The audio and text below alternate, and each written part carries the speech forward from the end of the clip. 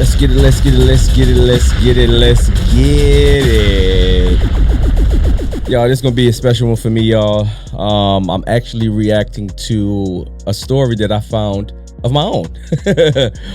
This is a story that happened to myself, my mom, and my little brother when we were younger. It was a home invasion, and yeah, let's get to it, man. This is my mom. This is a few years ago. Not a few years ago. This is actually probably like maybe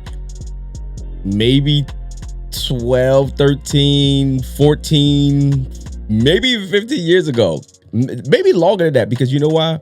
This is my old apartment. So this is the early 2000s for sure. Definitely probably before 2010. So let's get into it. So the video is a little grainy, of course, because like I said, I found this in archives, and this is a story that happened to us when we were younger. So I thought this would be interesting to react to. So let's get to it, y'all. This is the story about we were living in New York and all that other crazy stuff. But I think we were laying on the bed. All three of us were laying on the bed. And this is my mom telling part of the story as well, and that's me behind the camera that's telling with that nasally ass voice. Okay, you should know. All four of us were laying on the bed. Me, you, DJ, and Dondre, because Dondre was like, newborn baby, and I think we heard a knock on the door. And you got up, and I said, open the door, because I didn't want to get up, and you opened the door. Mm-hmm. And then all I see was just, a couple guys come in like this with their stuff like this, and they was walking around. And I don't remember if they said, we ain't looking for you, we ain't looking for you. Something like that. They was like, I know they told me to go sit down. They was like, go sit down. Yeah. Go over there and sit down. Say nothing. It was the one that stayed in there that told me to go sit down, that stayed in there the whole time. Yeah, and he said, don't say nothing. Right. Just sit down, don't say nothing. Right. Yeah. And he said, and then I think one of them said, it's not you, we ain't coming for you, or something like that. And then they went upstairs. Mm-hmm. What did they do when they go upstairs? They went upstairs, and remember they tied up the boy. They tied up the boy. They tie up the boy and the lady. Yeah, they tied up the boy and the lady. I forget all about that and stuff. I think the lady got out. And the boys were still tied up because they had to go get them out or something like that. Who kids were there that tied up again? The landlord lady. The landlord. I know she was tied up, but I don't remember if it was her grandson or her son or I don't know, but who them boys were. They just tied them up. I don't know, Tristan, but I'm getting old. I can't remember all that stuff. I'm glad you said something, because I totally forget about that. And the whole time he standing there, he just like, yo, just standing there. We just sitting there watching TV. I don't know what you was thinking, but all I was like, I'm not looking at. He told you. He said, don't say nothing. Don't. It's because we're not here for you. Don't cry. Don't scream. Don't say anything. And he did something like this, put his hand in his mouth and stuff like that. But then, when they went upstairs, we didn't know what they was doing up there. Right. I didn't even know nobody was upstairs until when we went upstairs and y'all was talking about it. I was just hustling, and everybody was like, "Oh yeah, it was other people." I was like, "Dang, there was more people here. Are you serious?" Yes, it was. But why did they even come there? They came for. Okay, so I see it. Y'all probably like, "Damn, it just cut off abruptly like that."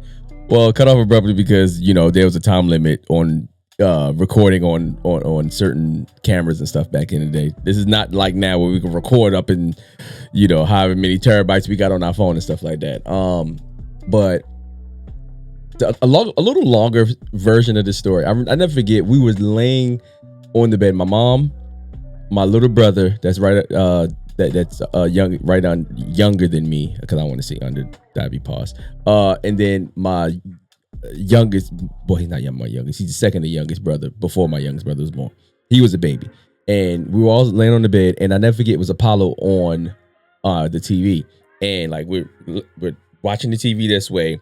The bed, of course, we're on the bed like this, but it's like long ways here, and then there's a door here to go into our room, which was had bunk beds in for like me and my little brother room, because my baby brother stayed with my mom. And then here's the door that I opened for when the guys came. So we're sitting there watching TV or whatever, and door knocks. So we thinking it's either somebody from upstairs, which is the landlord, or her sons, or whatever the case may be, or grandsons, whatever the case may be. So when they knocked the door, my mom told me to go get the door. So of course, I grabbed the door. I had to be like maybe 4, maybe 5, because I was, I went to kindergarten in New York. This happened in New York, by the way. This is in Amityville, New York, Long Island, however you want to call it.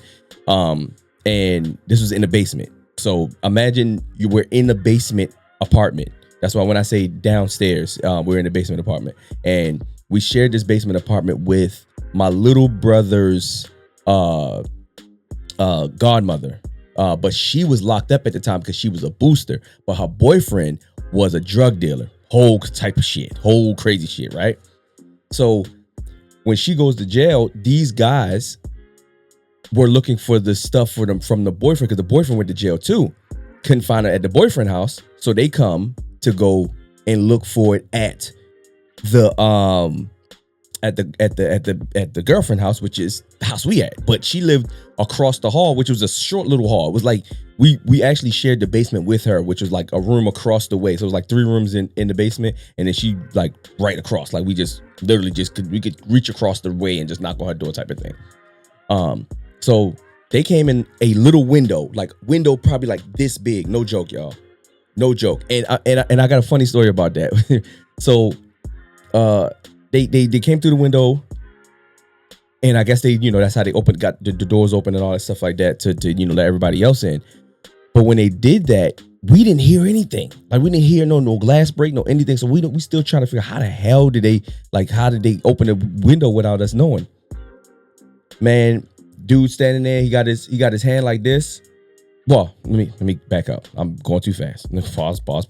Anyway, mother tell me open the door. The guy standing there. You see like 2 guys run past him, but the guy stands there. He just do one of these numbers, like look down at me. You can see the gun in his hand. So I've never seen a gun in person at this time. Like I'm a young kid, so I only seen it like on TV, like play stuff. I never knew it was a real thing. I'm looking, I'm like, oh shit, he got a shiny, not shiny, but he got a black gun, and I'm looking and like, couldn't tell what kind of gun it is. I'm a gun man now, so I wish I could tell what it was. Sound crazy, right? But anyway, so I'm sitting there and my mom just like, I'm standing there. My mom telling me to rush back to the bed, like, come. So I, walking slowly, of course, to the bed. I'm looking up at him at the same time, like as he doing that. And my mother, I could see it in my mother's eyes. I could tell something, this is dangerous. Like I could tell in my mother, if my mother wasn't there, I would have just been like, whoop-de-doo. Like I probably would have even touched the gun and everything. Pause. You know what I'm saying? So she holding us on the bed, and she calling us up. He probably was there for a good. It felt like 20 minutes, but it probably was a good 5-10 minutes, maybe, whatever case may be, because the other guys were upstairs tying up the landlord and her son or grandson, whatever you want to call it. So we didn't know that. So they were downstairs and all that, and they holding us. So then all of a sudden, whatever happens, I don't remember hearing nobody call or anything. He just did one of these numbers again, backed out the room and shut the door. So maybe about 15 minutes go past, 10-15 minutes go past, and we hear a knock at the door again. So this time my mother, she goes to go try to answer. She like, who is it? Da, da, da, da. And she like, and the landlord's saying it was her. So what they did was they tied up the landlord just enough so she could get out. You know what I'm saying? But they hog tied the son. So the mother couldn't, which is the landlord, she couldn't untie him, like, because they tied him so tight. So she came down and said that, of course, to make sure we good. And then, of course, to get him untied and all that stuff like that. So my mom went upstairs and she told us to stay downstairs and all that. So I never forget that we had to stay downstairs and all that, man. So the funny story about the little windows, I never forget, went to New York for a weekend. I mean, not weekend, for summer. And because by this time we moved to Baltimore from New York. And I went and we staying in Brooklyn. My little sisters and their mother, she had a glass door, but it was like the glass door with the little glass, like with the square, you know what I'm saying? So it was like 6 or 8 pieces of glass. So one of them at the bottom was broken out. That happened.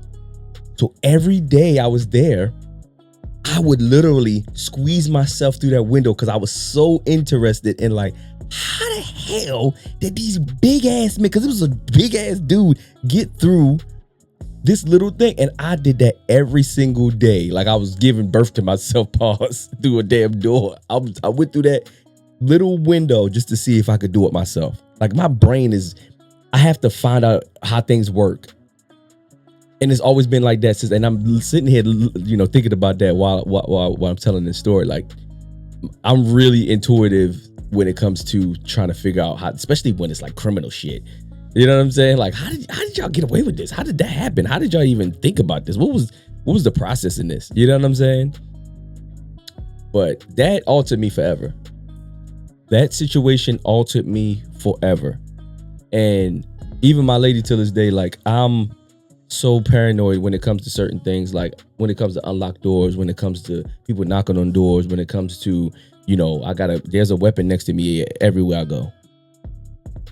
I live in the state of Florida on top of that, and you go open carry and all of that stuff now.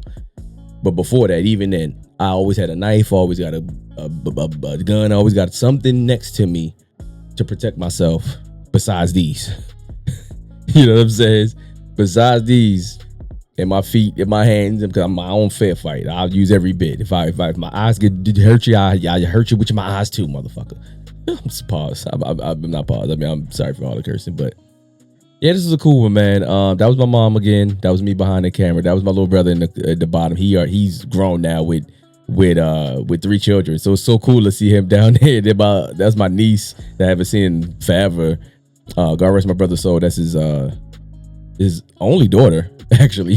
So yeah, it was cool to see this, man. I hope y'all enjoyed this one, because I definitely enjoyed telling this story. It wasn't it's been one of the ones I've been wanting to tell. Let me say that. I'm sorry, I'm saying it the wrong way. It's been one of the ones I definitely been wanting to tell, wanting to, you know, not get off my chest, because just a lot of people wonder why I act the way I act and why I do things the way I do them. It's just like, I mean, it's in me.